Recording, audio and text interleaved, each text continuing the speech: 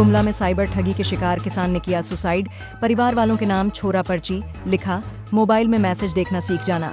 Cyber ठगी के शिकार हुए गुमला के एक किसान ने आत्महत्या कर ली। आत्महत्या करने से पहले उसने एक पर्ची लिखकर छोड़ी।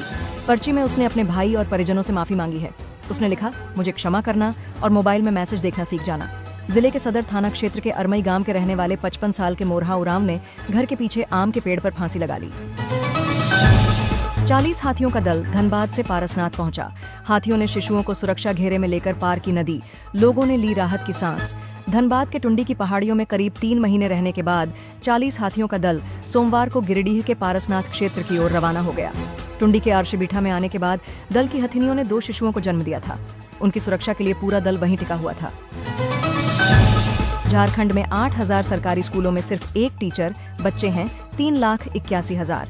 झारखंड की हेमंत सोरेन सरकार ने कहा है कि राज्य में करीब 8,000 स्कूल केवल एक शिक्षक के भरोसे चल रहे हैं, जबकि इनमें 3,81,000 बच्चे पढ़ते हैं। झारखंड के शिक्षा मंत्री ने विधानसभा में एक सवाल के जवाब में चौंकाने वाला खुलासा किया। झारखंड के शिक्षा मंत्री रामदास सोरेन ने मंगलवार को कहा कि राज्य में 7,930 सरकारी स्कूल ऐसे हैं जिनमें केवल एक शिक्षक ही कार्यरत है।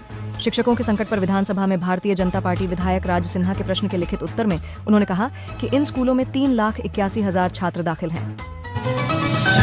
हेमंत सोरेन सरकार ने दिव्यांग और अनाथ विद्यार्थियों को दी खुशखबरी, सालाना मिलेगा 10 लाख रुपया। हेमंत सरकार ने दिव्यांग और अनाथ विद्यार्थियों की उच्च शिक्षा के लिए वाल्मीकि छात्रवृत्ति योजना शुरू करने का निर्णय लिया है।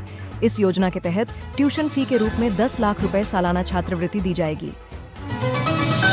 झारखंड आवासीय विद्यालय में शिक्षक बनने का मौका, इन विषयों के लिए होगी नियुक्ति। देवघर के आवासीय विद्यालय में 22 पदों पर शिक्षकों की नियुक्ति होनी है। इसे लेकर आवेदन की प्रक्रिया जारी है।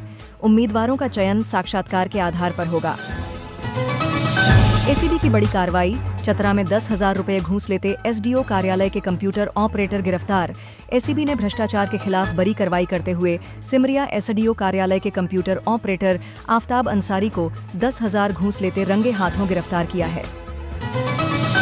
जेएमएम का 52वां स्थापना दिवस, हेमंत कल्पना के लिए खास है झंडा मैदान। यहीं देवी की हुंकार से बीजेपी ब्रिगेड धराशायी। कल्पना सोरेन ने अपने पति हेमंत सोरेन की गिरफ्तारी के पश्चात झारखंड मुक्ति मोर्चा की बागडोर संभाली और राजनीति में 1 साल का सफर पूरा किया।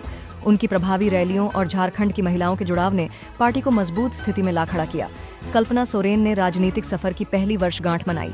हेमंत सोरेन की गिरफ्तारी के बाद पार्टी में उन्होंने भरा खाली स्थान। झारखंड मुक्ति मोर्चा का 52वां स्थापना दिवस भव्य तरीके से मनाया गया।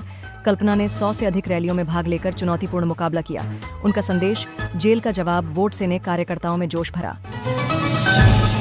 होली में घर आना मुश्किल, सभी ट्रेनों में नो रूम। होली के त्योहार में घर लौटने वालों को ट्रेनों में सीटें नहीं मिल रही हैं। त्योहार से पहले और बाद में मुंबई, नई दिल्ली, चेन्नई जैसी जगहों के लिए ट्रेनों में लंबी वेटिंग है। मथुरा जाने वाली और धनबाद से होकर चलने वाली अधिकांश ट्रेनों में भी सीटें फुल हैं। लोग स्पेशल ट्रेन की आस में हैं। धनबाद से मुंबई, चेन्नई, दिल्ली के लिए वेटिंग लिस्ट लंबी। कई लोग मजबूरी में त्योहार पर घर नहीं जा पा रहे हैं। धनबाद से मथुरा जाने वाली ट्रेनों में भी सीटें नहीं मिल रही। होली के बाद लौटने वाले यात्रियों के लिए भी सीटें भरी। गुमला में व्यापारी के ऑटो को बदमाशों ने जलाया।